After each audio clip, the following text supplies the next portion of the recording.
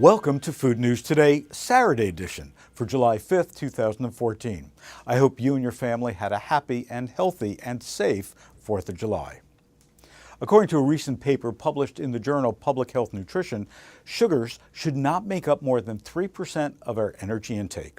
The World Health Organization has recently recommended 10%, but urged countries to have an ambition to bring it down to 5%. So this new paper is pushing us even more. What's behind all this? It's not our waste, it's our teeth. The recent paper argues that the effect of sugars on our teeth persists throughout adulthood, causing high levels of disease, and that therefore our intake should be cut to no more than 3% of daily calories. The authors of the paper argue that dental decay is the most common disease in the world, and as the junk-filled Western diet is increasingly taken up in developing countries where there's no fluoride in the water and little in the way of dentistry, it can cause misery and poor growth in their children. The evidence may have influenced the World Health Organization's latest guidelines.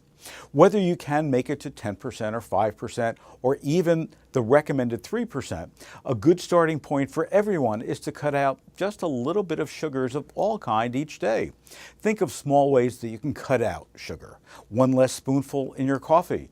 Read the ingredients on products to see how much sugar is in them. Swap out a soda for just water.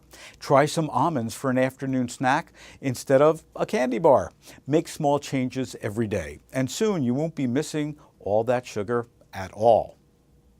And speaking of sugar, natural or added, do you know the difference? Take, for example, fruit juice. Most of us know that it has sugar in it, naturally occurring sugar, but is the sugar from the fruit or is the sugar added?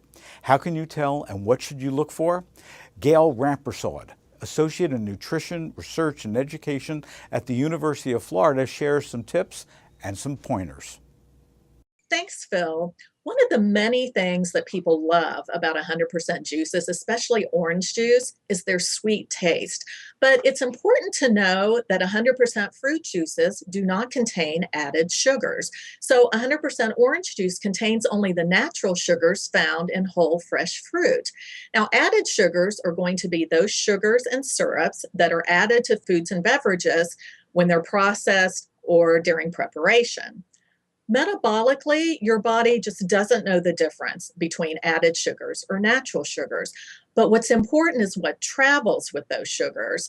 So, in general, natural sugar foods are going to be more nutrient dense than those with added sugars.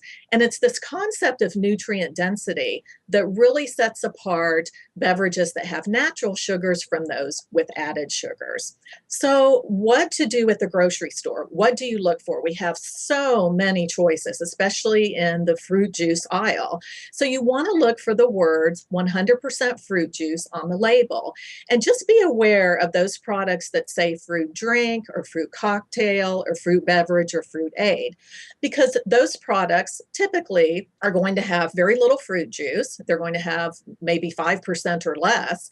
They're not going to have that outstanding nutritional profile that 100% fruit juices have. And typically they're going to contain added sugars. So if you look at the label and it says 100% orange juice, there's not going to be any added sugar. 100% fruit juices have nutrition and health benefits that we really don't see with added sugar beverages. First of all, 100% fruit juices count as a fruit towards your fruit intake. They also provide key nutrients. So for instance, 100% orange juice, 8 ounces is an excellent source of vitamin C, but it's also a good source of potassium, thiamine, and folate. And it also provides a polyphenolic compound called hesperidin, which research is suggesting may have heart health benefits. So you're just not going to see these types of nutrients in these types or amounts provided in added sugar beverages. Thanks, Gail, for your insight and your expertise. Be sure to visit supermarketguru.com for more articles and info on sugars. Thanks for watching.